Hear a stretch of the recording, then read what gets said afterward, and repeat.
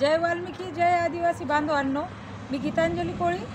9 डिसेंबर रोजी आज धुळे ते नागपूर पदयात्रेला आम्ही निघालेलो आहोत. माझ्याबरोबर आहेत लीलाताई कोळी, तसेच आमचे रोहित कोळी, तसेच राकेश कोळी. आणि आज आम्ही या पदयात्रेला रात्रीची वेळ आहे. रात्रीचे किती वाजले? रात्रीचे 7 वाजलेले आहेत. आणि आम्ही पारोळ्याच्या अगदी जवळ आहोत. आता पारोळा इथून फक्त थोडंसंच राहिलेलं आहे. आणि नक्कीच आम्ही रात्री 10-11 वाजेपर्यंत पारोळ्याला पोचणार आहोत.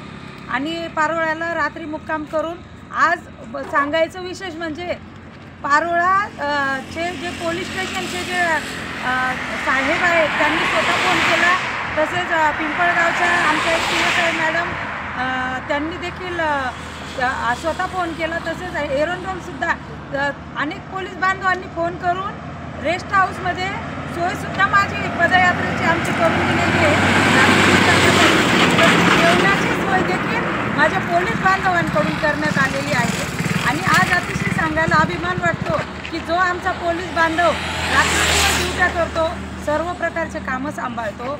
आज त्यांनी एक महिला पदयात्रेला निघालेले असताना आमच्या आदिवासी टोकरेढोर मल्हार महादेव कोळी जमातीला न्याय मिळण्यासाठी न्याय हक्क पदयात्रा नागपूरला निघालेली असताना येथील जळगाव जिल्ह्यातील तसेच धुळे जिल्ह्यातील पोलीस बांधवांनी देखील मदत केली. आणि आता जळगाव जिल्ह्यातील पारोळा, एरंडोल तसेच जामनेर तालुका पोलीस स्टेशनचे देखील फोन येऊन गेलेले आहेत आणि ते सर्व प्रकारची मदत करत आहेत. या ठिकाणी बांधवांनो एकच सांगणे आहे, एकच विनंती आहे.